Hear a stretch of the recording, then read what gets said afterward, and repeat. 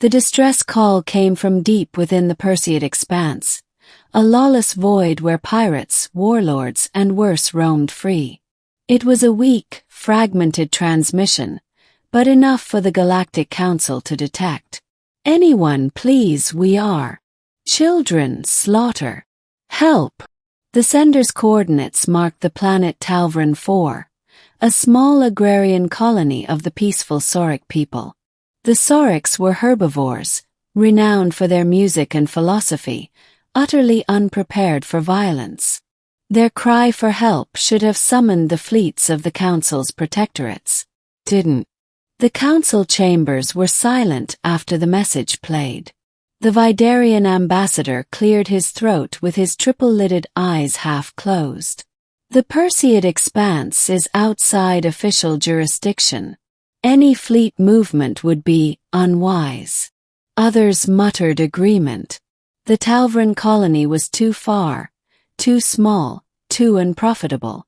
Sending warships risked drawing the attention of the Kruvax Syndicate, the pirate confederacy that ruled those lanes.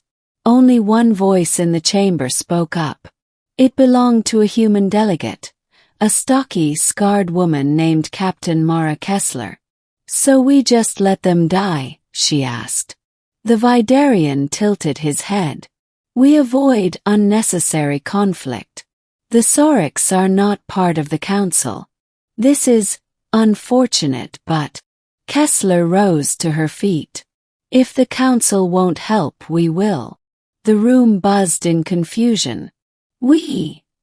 The Zorothi representative asked. Kessler's grin was humorless. Earth. Middle. The monster's answer. The Saurics had never seen a human war fleet.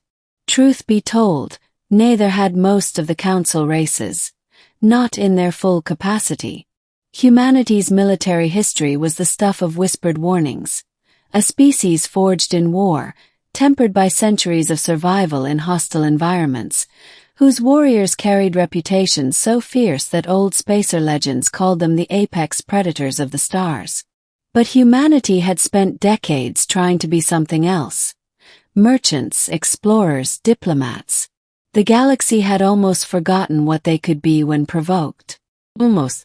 When Kessler returned to Earth, she made one encrypted transmission. Not to the government, but to the Legion of Black Flag. A coalition of retired soldiers, privateers, and specialists who had fought in the dark corners of space where official navies feared to tread. These were the monsters the galaxy whispered about. People who had once been called war criminals, saviors, and devils, sometimes all at once. Their leader, Commander Jonah Vance, answered with a grim chuckle. You're asking us to go into Kruvax territory. That's suicide. They're slaughtering kids, Jonah. Vance paused for half a beat. Send me the coordinates. Within a week, the Aegis and 6 other human warships slipped out of Sol under stealth drives. These were not sleek council frigates or diplomatic cruisers. They were ugly, heavily armored predator craft bristling with guns and missile bays. Their hulls were painted matte black, broken only by kill markings and the jagged insignias of old units long since decommissioned. And following them came other things. Humanity didn't just send soldiers. They sent handlers with war beasts bred in the labs of Mars. Massive lupin creatures called direwolves, 6-limbed gorilla-like war beasts, and cybernetically enhanced raptors with steel talons. These were Earth's monsters, and they were eager for the hunt. The arrival at Talvran 4. By the time the human fleet dropped into Talvran orbit, the Kruvax were already there. A dozen pirate vessels circled the planet, their guns pounding the Sauric settlements below. Smoke rose from the surface like the breath of a dying world. The human fleet didn't hail them, didn't posture, didn't warn. They attacked. The Aegis's first salvo turned a Kruvax destroyer into a boiling fireball. 2 more human ships cut through the pirate formation like wolves in a sheepfold, guns roaring. The Kruvax returned fire, but human armor held, and their targeting was too slow against vessels designed for brutal, close-range brawls. In minutes, half the pirate fleet was debris. The rest began to scatter.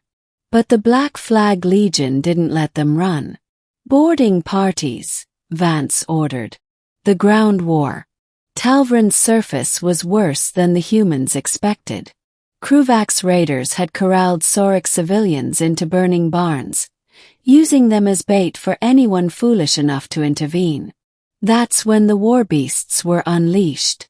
A pack of direwolves, each the size of a small speeder, tore through Kruvak's infantry in seconds, their handlers following with suppressed rifles, cleanly picking off survivors. A cyber raptor leapt from a cliffside into a nest of pirates, its talons slicing through armor like foil. And then came the human shock troops, men and women in scarred exo-armor, their visors reflecting firelight. They moved with terrifying coordination, clearing buildings in seconds, dragging survivors to safety before melting back into the chaos. The Kruvaks had fought many species, but never humans in full predator mode. They broke within hours. A Sauric's view. To the Saurics, it was like something out of their darkest myths. Calrith, a young Sauric musician, had been among those rounded up for execution. He remembered the moment vividly. The Kruvak's executioner had raised his blade, the air thick with smoke. Then a shadow moved behind him, a human in black armor, silent as the void. A blade flashed, and the executioner's head hit the ground before his body realized it was dead. The human offered Calrith a hand. "Move," she said. He moved. Later he watched as the monsters of Earth hunted the pirates through the forests. He had expected cruelty, savagery. What he saw was controlled ferocity. They were lethal, yes, but only to the enemy. To the Sauric survivors, they offered food, blankets, and a safe place behind secured lines. Calrith would never forget the sight of one massive human soldier, face painted in streaks of black and red, cradling a Sauric child in his arms, humming softly as explosions rumbled in the distance. The message to the galaxy. When the last Kruvak ship was destroyed, Commander Vance opened a channel on all local frequencies. "This is the Black Flag Legion of Earth," he said. His voice was calm, almost bored. "To anyone who thinks preying on the helpless is a good idea, remember Talvran 4. Remember that when you hear a cry for help, it's not diplomats who answer. And we're worse than your nightmares." He cut the transmission. The Saurics tried to thank them with gifts of food, art, and music. The humans refused payment. They had come for one reason, to answer a cry for help when no one else would. Ending what the Council learned. News of Talvran spread fast, faster than the Council could contain it. Footage of human war beasts tearing through Kruvak's lines played across the galaxy. Some called it barbaric. Others called it justice. The Council summoned Earth's ambassador, demanding an explanation for this unauthorized military action. Ambassador Ree only smiled. "You ignored them." "I didn't. That's all there is to it." The Vidarian ambassador hissed. "You've sent a dangerous message." "Yes," Ree said, leaning forward. "We have." On Talvran 4, the Saurics rebuilt. Calrith composed a new song, one that would be sung for generations. It told of monsters who came from the blue world, monsters with teeth and claws and fire in their hands, who slaughtered the slayers and saved the prey.